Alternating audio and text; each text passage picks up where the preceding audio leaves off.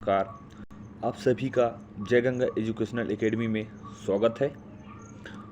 आज हम लोग का एक महत्वपूर्ण टॉपिक है कुपोषण एवं वृद्धि निगरानी। ठीक है, तो सबसे पहले देखना शुरू करते हैं बिना देरी के कि कुपोषण है क्या। तो कुपोषण होता क्या है ये देखेंगे। तो यदि हमारे शरीर के लिए आवश्यक जो पोषक पदार्थ है, उस पोषक पदार्थ की यदि ज़रूरत से कम मात्रा या ज़रूरत से ज़्यादा मात्रा ले लिया जाए, तब वो हमारे शरीर के लिए क्या हो सकता है, हानिकारक हो सकता है। यही क्या कहलाता है, कुपोषण कहलाता है। यह देख भी सकते हैं कि बोला गया है यदि दैनिक पोषक की जो ज़रूरत है, दैनिक पोषक की ज़रूरतें कौन कौन सा, जैसे कि प्रोटीन, कार्बोहाइड्रेट है ना, वसा, विटामिन, खनिज तत्व, ये सभी की यदि ज़रूरत से कम मात्रा ले लिया जाए चाहे ज़्यादा मात्रा ले लिया जाए, जो हमारे लिए क्या होता है, हानिकारक प्रभाव डालता है हमारे शरीर पर, यही क्या कहलाता है, तो कुपोषण कहलाता है। मतलब हम ये बोल सकते हैं कि यदि हम दैनिक जीवन में जो आवश्यक पोषक पदार्थ है उसकी मात्रा कम या ज़्यादा ले लेते हैं, तब की कंडीशन में हमारे शरीर को कुछ न कुछ हानिकारक प्रभाव दिखाई देता है, जिसे क्या कहा जाता है, कुपोषण कहा जाता है। इसमें कुछ डाटा देख भी सकते हैं। इसमें देखिएगा जो प्रति वर्ष 5 वर्ष से कम उम्र के जो बच्चे हैं उनकी मृत्यु का कारण भी क्या है, कुपोषण ही है। लगभग 60% मामला ऐसा आता है 5 वर्ष से कम आयु के बच्चों में जिनके मृत्यु का प्रमुख कारण क्यों कौन सा हो जाता है, कुपोषण हो जाता है। कुपोषण को कितने प्रकार का बताया गया है, तो कुपोषण होता है कितने प्रकार का, तो 3 प्रकार का कुपोषण बताया गया है। अब कौन कौन सा कुपोषण है इसको वर्गीकृत किया गया है। तो पहला किया गया है कम वजन। तो सबसे पहले कौन सा दिया गया है, कम वजन। इसमें क्या दिया गया है, तो लिंग और उम्र के अनुसार, लड़का लड़की की उम्र के अनुसार उनका क्या किया गया है, वजन मानक किया गया है। मतलब मानक वजन मतलब जो निश्चित निर्धारित किया गया है कि कौन सी उम्र के अनुसार कितना वजन होना चाहिए।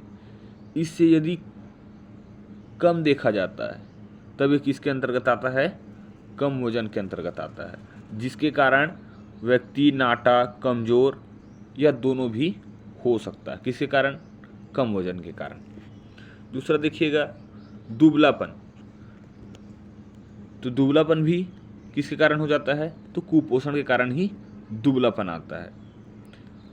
इसमें प्रमुख कारण ये देखा गया कि बच्चों में पर्याप्त मात्रा में गुणवत्ता और मात्रा का भोजन नहीं ले पाना, मतलब गुणवत्ता युक्त तो भोजन नहीं कर पाने की वजह से क्या आ जाता है, दुबलापन आ जाता है, और जिसके कारण बार बार लंबी बीमारियों से जूझना पड़ता है। जिसके कारण यदि अधिक मात्रा में हो जाए, वेस्टिंग का सही इलाज न होने पर मौत का भी खतरा बढ़ जाता है। तो दुबलापन किसके कारण आ जाता है, तो गुणवत्ता विहीन क्या करने पर, गुणवत्ता विहीन भोजन की मात्रा लेने पर, है ना। मतलब गुणवत्ता युक्त तो भोजन लेना चाहिए दुबलापन से बचने के लिए।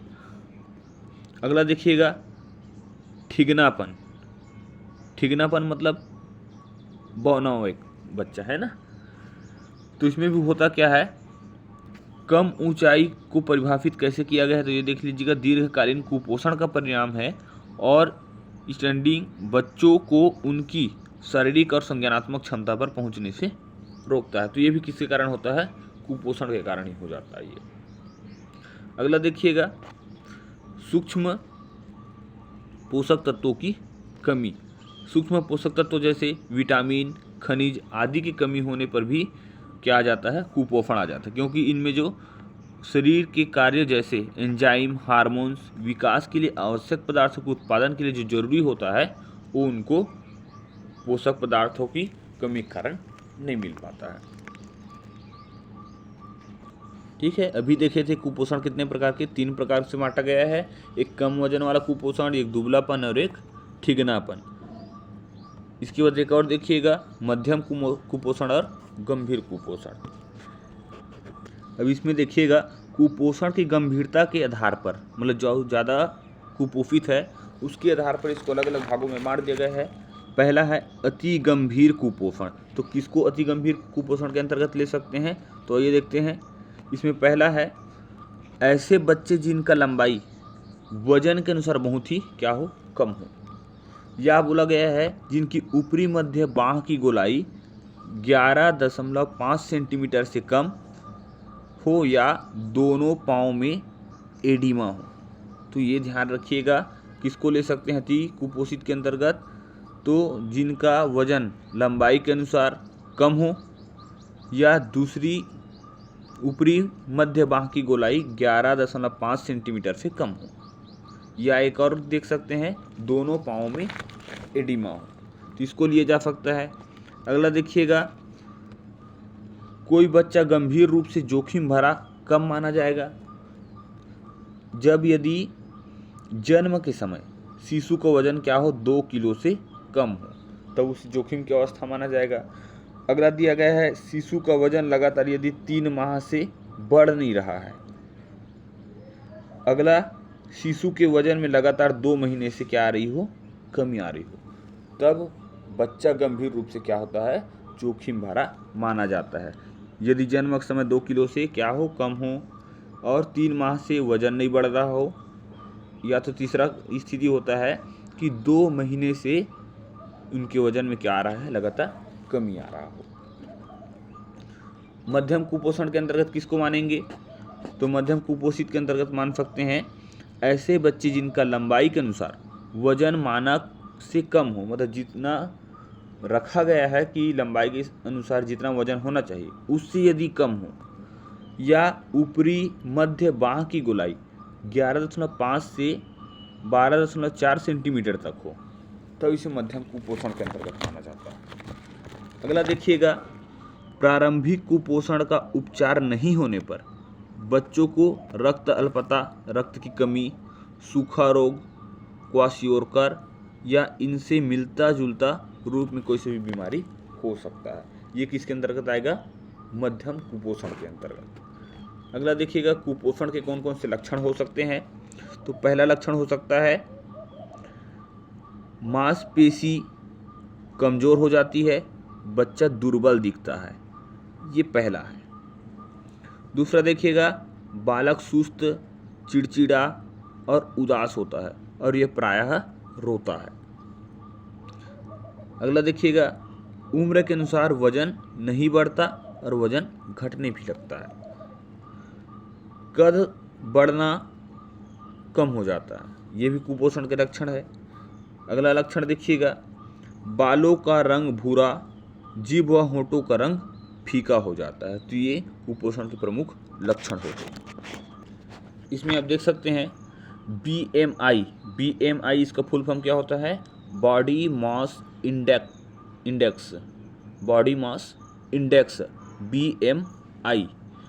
इसे क्या ज्ञात किया जाता है, तो इसका एक सूत्र होता है वजन और बटा कद, जो वर्ग मीटर में हो। इनका यदि भाग दे दिया जाए तो क्या मिल जाता है, बॉडी मास इंडेक्स मिल जाता है।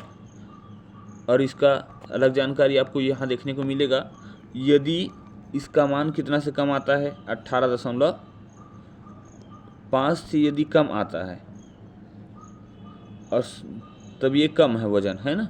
यदि सामान्य है तब कितना आना चाहिए, तो 18.5 से 25 के अंतर्गत आना चाहिए, और ओवर वेट हो गया है तो 25 से 30, और बहुत ज़्यादा मोटापा हो गया है तब की स्थिति में 30 से अधिक आता है। तो इस सूत्र के माध्यम से आप आसानी से क्या किया जा सकता है, बताया जा सकता है कि किसका BMI कितना है, सामान्य है कि अधिक है। अब देखेंगे कुपोषण के कारण, कि कुपोषण के कौन कौन से कारण हो सकते हैं। तो पहला कारण हो सकता है आहार संबंधी, तो आधार, ठीक है, आहार संबंधी। तो देखिएगा, शिशुओं में कुपोषण माँ के गर्भ से ही अल्प पोषण के कारण प्रारंभ हो जाता है, और 30 से 40% शिशुओं का जन्म के साथ वजन यदि 2.5 kg से क्या हो, कम हो, तब ये कुपोषण का शिकार होता है। अगला देखिएगा, जन्म के तुरंत बाद माँ का गाढ़ा पीला दूध न पिलाने से भी बच्चा कुपोषित हो सकता है। अगला देखिएगा, खाना कम देना तथा पूरक आहार उचित ढंग से न देना, इसके कारण भी कुपोषण हो जाता है। अगला कारण होता है शिशुओं को बोतल से दूध पिलाना और उन्हें पानी देना, गर्भावस्था व बीमारी के समय अपर्याप्त आहार देना, ये भी इसका प्रमुख कारण होता है। अगला कारण यहाँ देखिएगा, खाने में वृहद एवं पोषक तत्वों और सूक्ष्म पोषक तत्वों का अभाव होने से भी कुपोषण हो जाता है। अगला देखिएगा, स्वास्थ्य संबंधी, तो बच्चों को बार बार दस्त होना, बार बार बीमार पड़ना और भूख न लगना। अगला, जन्म के समय कम वजन और 2.5 केजी से कम वजन होना। अगला, बुनियादी स्वास्थ्य सेवाएं कौन कौन सा, जैसे प्रसव पूर्व, प्रसव के दौरान एवं प्रसव पश्चात सेवाएं उपलब्ध न होने के कारण भी ऐसा हो जाता है। यहाँ देखिएगा, इसमें प्रमुख कारण में एक और है, सामाजिक और पारंपरिक कारण भी होता है, जिसमें पहला दिया गया है माताओं की निरक्षरता, पोषाहार के संबंध में अनभिज्ञता, है ना, इसके बारे में माताओं को जानकारी नहीं होती, जिसके कारण भी कुपोषित हो जाते हैं। उसके बाद देखिएगा, लोगों को पोषण संबंधी जानकारी का अभाव होता है, कौन कौन सा पोषण लेने से कौन कौन सा क्या होगा, हमारे शरीर के लाभदायक होगा, ये नहीं पता रहता है ना। अगला देखिएगा, कम उम्र में विवाह, 20 वर्ष आयु से पहले गर्भधारण होने के कारण भी कुपोषण का शिकार हो जाते हैं। अगला देखिएगा, बालिकाओं, किशोरी बालिकाओं की देखभाल एवं पोषण सही नहीं होने से उनका भावी मातृत्व स्वस्थजनक नहीं हो पाता।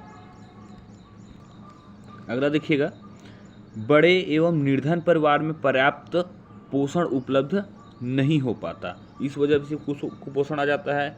अगला कारण होता है निम्न आय। और अगला देखिएगा, साफ पानी एवं स्वस्थ वातावरण उपलब्ध न होने से भी कुपोषण का शिकार हो जाते हैं बच्चे। अगला क्या है, निजी स्तर पर साफ सफाई न होना, ये भी एक कारण होता है। अगला देखिएगा, कुपोषण से के क्या क्या परिणाम हो सकते हैं, तो कुपोषण का पहला परिणाम हो सकता है शारीरिक एवं बौद्धिक विकास में ठहराव, रुकावट आ जाता है, विकसित नहीं हो पाता।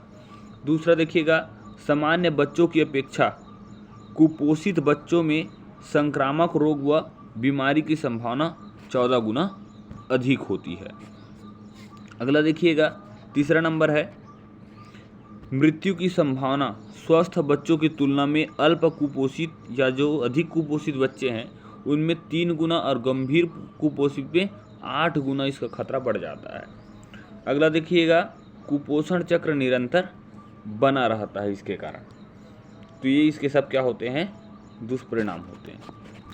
अगला देखिएगा, कुपोषण की रोकथाम एवं बचाव के उपाय, तो पहला उपाय होता है चिकित्सक से सलाह लेना। तो कैसे कैसे स्थिति में सलाह लेना चाहिए, तो पहला देखिएगा, 2.5 केजी से कम नवजात शिशु, यदि जन्म के समय बच्चा का वजन कितना है 2.5 केजी से कम है, तब चिकित्सीय सलाह लगातार लेता रहना चाहिए। दूसरा देखिएगा, बच्चे के बार बार बीमार पड़ने पर भी चिकित्सीय सलाह जरूरी है। तीसरा नंबर देखिएगा, गंभीर कुपोषण का लक्षण जैसे शरीर पर झुर्रियाँ, आँखों में सूजन और चेहरे में रूखापन आदि दिखाई दे तो भी चिकित्सक से लगातार सलाह लेती रहनी चाहिए। उसके बाद फिर अगला देखिएगा, खून की कमी, विटामिन ए की कमी और संक्रमण के लक्षण दिखाई देने पर भी चिकित्सक से सलाह लगातार लेते रहना चाहिए।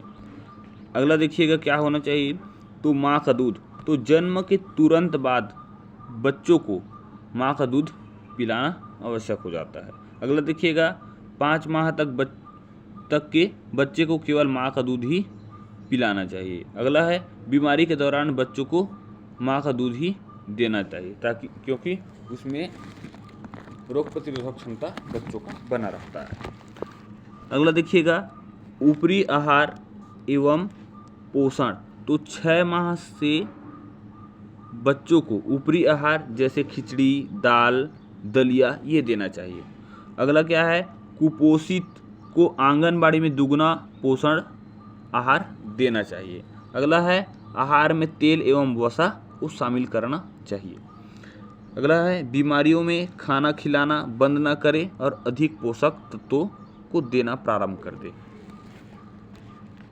अन्य क्या क्या चीज़ है, तो जैसे संपूर्ण टीकाकरण कराना, जितना भी टीका लगता है बच्चों को सभी टीकाकरण को पूर्ण कराना चाहिए। दूसरा देखिएगा, दस्त होने पर चीनी, नमक है ना, या तो फिर ORS घोल, ORS घोल ना हो तब की कंडीशन में आप ऐसा बना के बच्चों को पिलाया जा सकता है। पेट के कीड़े निकलने की दवा का सेवन करें।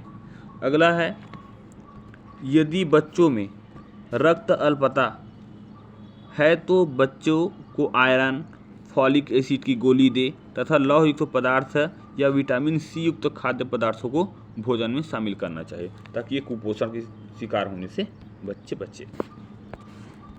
अब यहाँ कुपोषित बच्चों की देखभाल कैसी करनी चाहिए, तो पहला तरीका होता है साधारण कुपोषित बच्चों की देखभाल करना है तो क्या क्या ध्यान रखना चाहिए, तो इसमें ध्यान रखने वाली बात होती है माता पिता और अभिभावक को कुपोषित के प्रति संवेदनशील बनना चाहिए।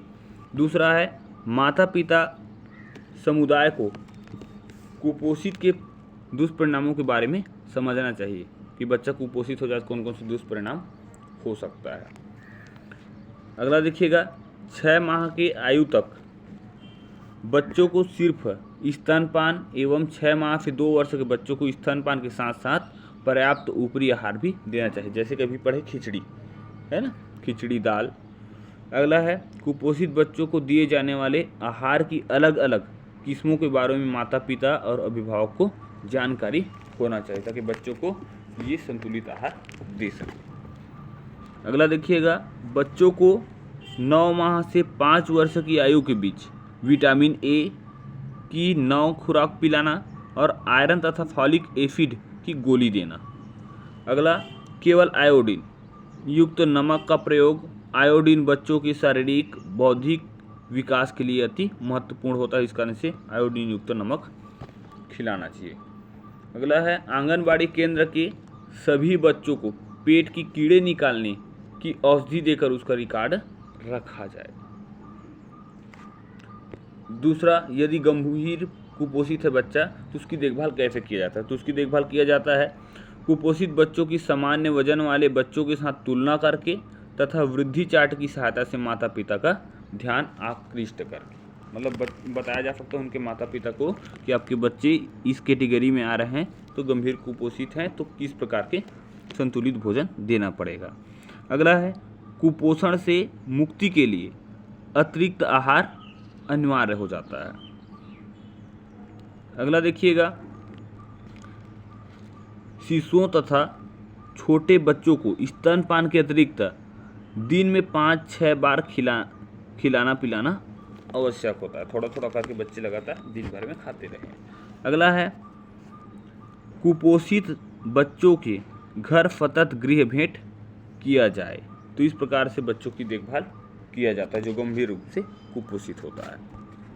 अगला देखिएगा, वृद्धि निगरानी के लिए संदर्भ वजन एवं लंबाई, तो इसमें बोला गया है विश्व स्वास्थ्य संगठन के मानकों के अनुसार लड़के एवं लड़कियों के लिए अलग अलग वृद्धि चार्ट है, क्योंकि जन्म के समय उनका वजन व लंबाई क्या होता है, भिन्न भिन्न होता है और फिर उम्र के अनुसार वृद्धि में भी भिन्नता होती है।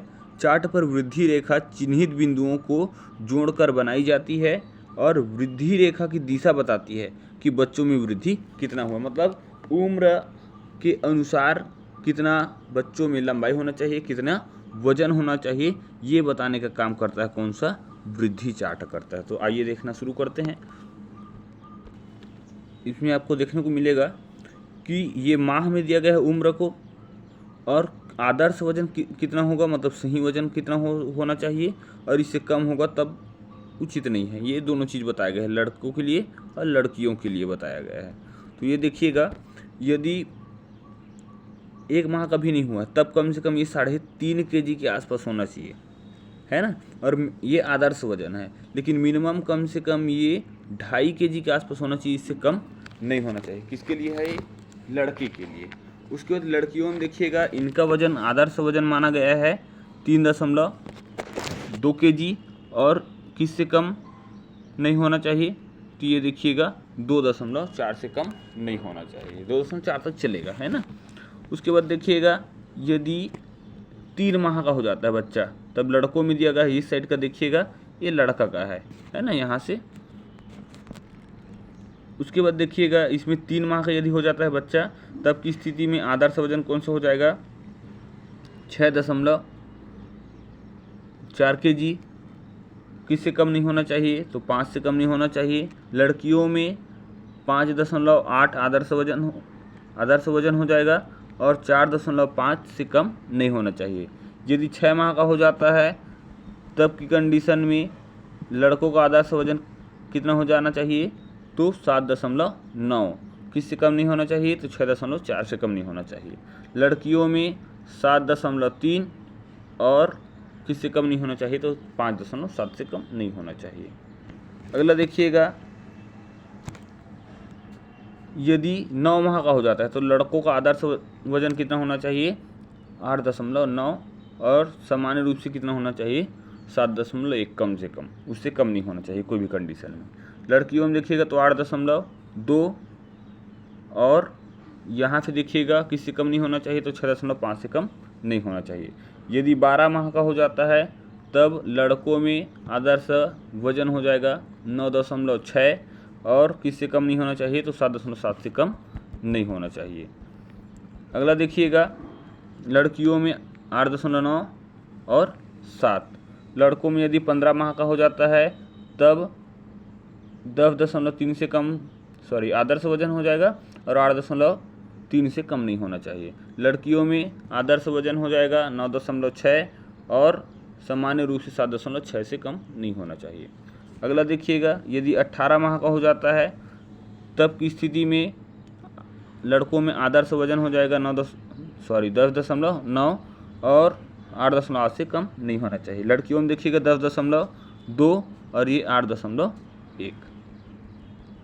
उसके बाद देखिएगा, यदि ये 21 माह का हो जाता है, तो 21 माह का जब होगा, तब ये आदर्श वजन हो जाएगा लड़कों का 11.5 और सामान्य रूप से 9.2 होना चाहिए, इससे कम नहीं होना चाहिए।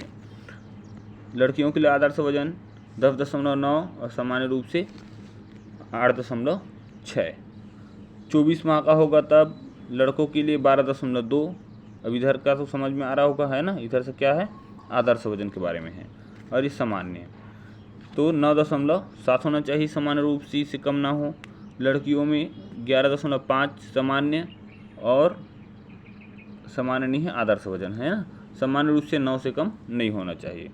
उसके बाद देखिएगा, यदि 27 माह का हो जाता है, तब 12.7 आदर्श वजन हो जाएगा लड़कों के लिए। सामान्य रूप से 10.1 से कम नहीं होना चाहिए। लड़कियों के लिए आदर्श वजन हो जाएगा 12.1 kg और सामान्य रूप से 9.5 से कम नहीं होना चाहिए। अगला देखिएगा, यदि 30 माह का हो जाता है, 30 माह का होगा, तब की कंडीशन में आदर्श वजन हो जाएगा लड़कों के लिए 13.3, सामान्य रूप से 10.5 से कम नहीं होना चाहिए। लड़कियों के लिए आदर्श वजन 12.7 और सामान्य रूप से 10 kg। और यदि 33 माह का हो जाता है, तब आदर्श वजन हो जाएगा लड़कों के लिए 13.6, सामान्य रूप से 10.9। लड़कियों के लिए 13.4 आदर्श वजन और 10.4 सामान्य रूप से वजन। उसके बाद यदि 36 माह का हो जाता है, तब लड़कों के लिए सामान्य वजन हो जाना चाहिए 14.3 kg और सामान्य 11.3 से कम नहीं होना चाहिए। लड़कियों के लिए आदर्श वजन हो जाता है 36 माह में 13.9 kg और सामान्य रूप से 10.8।